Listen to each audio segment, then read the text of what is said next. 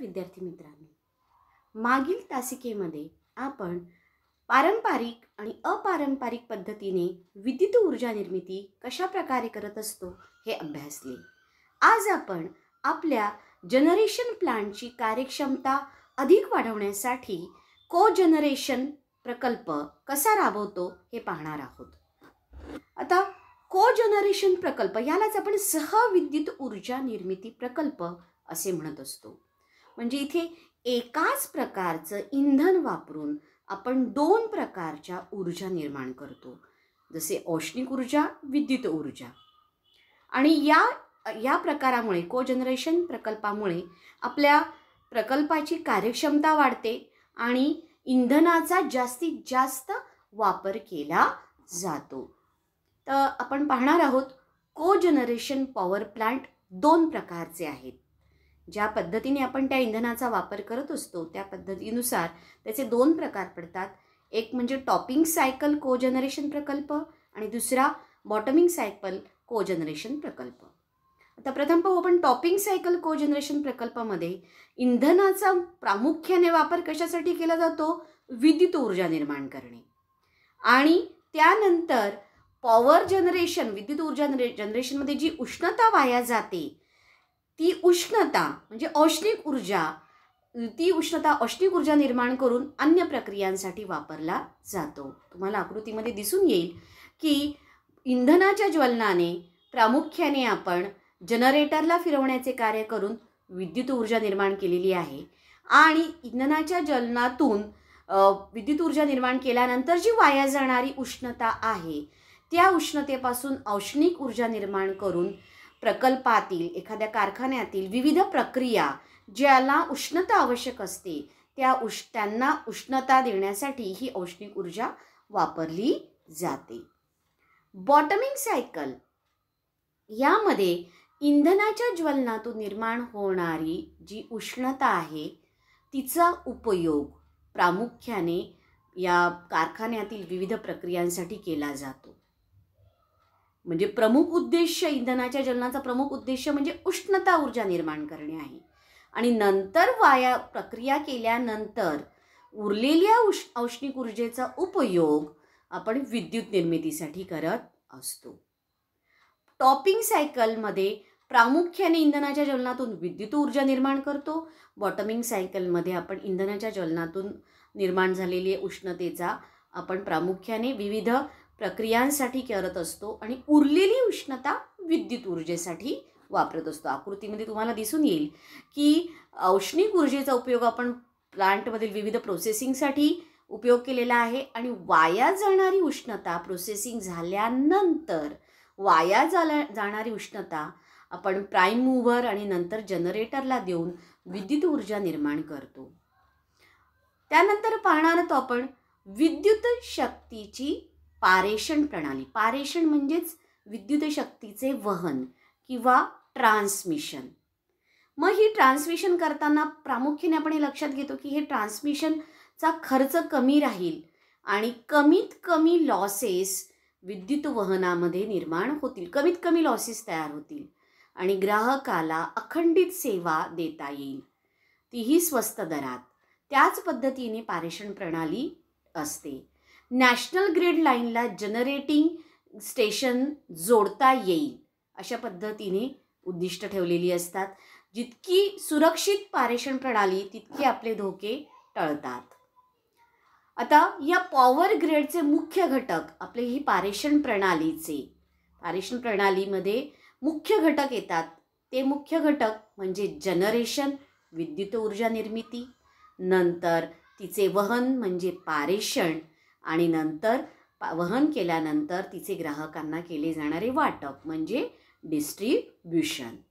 तर विद्युत निर्मिती जनरेशन आपण पाहिलं की पॉवर प्लांटमध्ये आपण विविध प्रकारच्या इंधनाचा वापर करून पारंपरिक पद्धतीने अपारंपरिक पद्धतीने आपण विजेची निर्मिती करतो. आणि ही तयार झालेली अल्टरनेटरमध्ये तयार झालेली वीज साधारणपणे 11 kV पर्यंत असते आणि ती त्याच ठिकाणी स्टेपअप ट्रान्सफॉर्मरच्या सहाय्याने तिचं रूपांतर 220 kV किंवा 400 kV पर्यंत आपण ते व्होल्टेज वाढवतो. आणि हे वाढवलेलं व्होल्टेज आपण ट्रान्समिट करतो, पारेषित करत असतो. हे झालं विद्युत निर्मितीच्या ठिकाणी असलेला स्टेप अप ट्रान्सफॉर्मरच्या साहाय्याने आपण काय केलं, व्होल्टेज वाढवलं आणि नंतर आता त्याचं वहन करणार आहोत. मग आपण जेव्हा हे व्होल्टेज वाढवतो त्यामुळे पारेषणाची कार्यक्षमता वाढते, त्यामुळे पारेषणामधील लॉसेस कमी होतात आणि मग हा हाय टेन्शनचा दाब, उच्च दाब आपण सबस्टेशनपर्यंत टप्प्याटप्प्याने कमी करत असतो आणि तो टप्प्याटप्प्याने कमी करत करत 33 kV 66 kV पर्यंत कमी करत नेतो ट्रान्समिशन लाईनमध्ये. पुढल्या प्रकरणामध्ये आपण हे कशा पद्धतीने हे सबस्टेशन काम करतात ते पूर्ण डिटेलमध्ये पाहणारच आहोत. तर त्यानंतर टप्पा येतो डिस्ट्रीब्युशनचा. जनरेशन, ट्रान्समिशन आणि आहे डिस्ट्रीब्युशन म्हणजे वितरण, ग्राहकांपर्यंत वीज पोहोचवणे. या टप्प्यामध्ये स्टेप डाऊन ट्रान्सफॉर्मरच्या साहाय्याने हा विद्युत दाब 11 kV पासून पुन्हा 440 व्होल्टपर्यंत कमी केला जातो आणि त्यासाठी डिस्ट्रीब्युशन ट्रान्सफॉर्मरच्या साहाय्याने आपण तो ग्राहकांपर्यंत सिंगल फेज 230 व्होल्टेज सप्लाय करत असतो. आता ही जी पारेषण करत असतो तेव्हा ट्रान्समिशन करत असताना, पारेषण करत असताना 2 प्रकारची ट्रान्समिशन पद्धत आपण वापरू शकतो. एक म्हणजे ओव्हरहेड म्हणजे टॉवरवरून गेलेली लाईन आणि दुसरी म्हणजे अंडरग्राऊंड केबल वापरून आपण पारेषण करू शकतो. पहिला प्रकार आपण बघू, ओव्हरहेड ट्रान्समिशन प्रणाली. आता जेव्हा आपल्याला लांब अंतरापर्यंत वहन करायचं असतं विद्युत ऊर्जेचं तेव्हा आपण ही पद्धत वापरत असतो. यामध्ये एक किंवा अनेक कंडक्टर पोलवर, तुम्ही बघाल टॉवरवर बांधून एक स्ट्रक्चर तयार करतात आणि या रचनेमध्ये सगळं इन्सुलेशन हवेमुळे मिळत असतं. जेव्हा टॉवरवरून वायर जात असतात तुम्हाला दिसून येईल की आकृतीमध्ये दिसून येईल की या टॉवरवरून जेव्हा ट्रान्समिशन लाईन जात आहेत या तारा बेअर आहेत म्हणजे उघड्या आहेत, यावर कोणतंही इन्सुलेशन नाही आणि त्यांना इन्सुलेशन कुठलं मिळतंय, नॅचरल हवा, बाजूची हवा हे इन्सुलेशन म्हणून आहे. जरी तारा जेव्हा जवळजवळ असतात तरी त्यांच्यामध्ये हवा ही इन्सुलेशनचं कार्य करत असते. पहा आकृतीमध्ये तुम्हाला टॉवरवर ट्रान्समिशन लाईन कशा पद्धतीने ओव्हरहेड ट्रान्समिशन लाईन जात आहे हे दिसत आहे. त्यानंतर आपण पाहू ओव्हरहेड ट्रान्समिशन प्रणालीचे फायदे. ही प्रणाली म्हणजे ही पद्धत ही प्रणाली उभारण्याचा खर्च कमी येतो, इन्स्टॉलेशन सहजपणे होते आणि आपल्याला उघड्या नजरेने याच्यामधला दोष, कारण आपल्याला आपल्यासमोर उंचावर चढून त्याचा दोष शोधणे सहजपणे सोपे जाते, त्याचं मेंटेनन्सही सोयीचे जाते आणि ट्रान्समिशन लाईन व्होल्टेज आपल्याला जास्तीत जास्त ठेवता आल्याने व्होल्टेज जेव्हा आपण वाढवतो आहे त्यावेळी करंट कमी होतो आहे आणि करंट कमी झाल्याने साहजिकच या ट्रान्समिशन लाईनमधील वाहक तारेचा आकार, त्याचा व्यास कमी होतो, त्यातले लॉसेस कमी होतात, त्याची किंमतही कमी होते. थोडक्यात म्हणजे ट्रान्समिशनचा खर्च कमी होतो, कारण आपण हाय व्होल्टेज करतोय त्यामुळे करंट आपोआप कमी झाला आणि वाहकाची, कंडक्टरची साईज कमी झाली त्यामुळे किंमतही कमी झाली. त्यानंतर आपण पाहणार आहोत ओव्हरहेड ट्रान्समिशन प्रणालीचे तोटे काय आहेत. आता ही ओव्हरहेड ट्रान्समिशन प्रणाली आपण दाट वस्तीमध्ये उभारू शकत नाही, कारण तिथे शॉकचे किंवा अपघाताचे धोके जास्त संभावतात. शिवाय जेव्हा जोरदार पाऊस, वादळ, विजा या प्रकारामध्ये या प्रणालीमध्ये ओव्हरहेड ट्रान्समिशनमध्ये दोष निर्माण होऊ शकतात, दुर्घटना घडू शकतात. हे याचे तोटे आहेत. मग दाट लोकवस्तीच्या ठिकाणी आपल्याला सोयीचे जाते अंडरग्राऊंड ट्रान्समिशन पद्धत. यामध्ये काय केलं जातं, लांब अंतरापर्यंत केबल, अंडरग्राऊंड केबल ही खड्ड्यामधून नेली जाते आणि जेवढं व्होल्टेज जास्त असेल तेवढा खोलवर खड्डा हा करावा लागत असतो. मला आकृतीमध्ये दिसेल की ही केबल म्हणजे अंडरग्राऊंड केबल किती सुरक्षित पद्धतीने जमिनीखाली असते, त्या जमिनीखाली सुरक्षित राहावी यासाठी वाहकावर अनेक लेयर दिलेले असतात. त्याच्यावर इन्सुलेशनचे अनेक लेअर दिलेले असतात. आर्मरिंग असतं, लीड शीटिंगचं कवर असतं, रबरचं कवर असतं.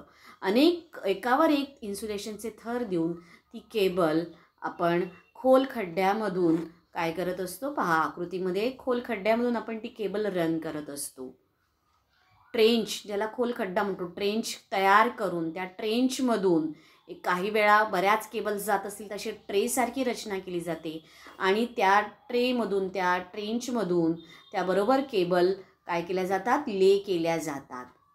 त्यानंतर आपण पाहणार आहोत या अंडरग्राऊंड ट्रान्समिशन प्रणालीचे फायदे काय आहेत. तुम्हाला माहीत आहे की जेव्हा वीज, वारा, पाऊस याचा अंडरग्राऊंड प्रणालीवर अजिबात काही परिणाम होत नाही आणि या पद्धतीमध्ये दोष कमी असतात, कारण आपल्याला म्हणजे पक्षी बसणे किंवा काही विजा पडणे हे दोष त्यामध्ये निर्माण होऊ शकत नाही. दुर्घटना घडण्याची शक्यताच कमी असते, कारण केबल सगळ्या कुठे असतात, अंडरग्राऊंडमध्ये असतात.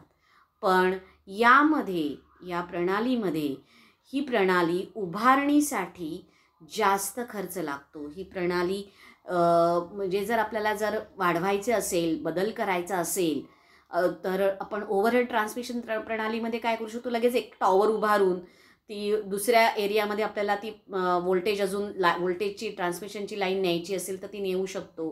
पण या प्रणालीमध्ये बदल करायचा असेल तर कठीण असतं. दोष शोधणं या प्रणालीमध्ये अत्यंत कठीण जातं. अंडरग्राऊंड ट्रान्समिशन प्रणालीमध्ये हेच तोटे की आपल्याला त्याच्यामध्ये दोष शोधणं हे अत्यंत कठीण जात असतं. अशा पद्धतीने आपण यामध्ये विविध प्रकारच्या ट्रान्समिशन प्रणालींचा अभ्यास केला.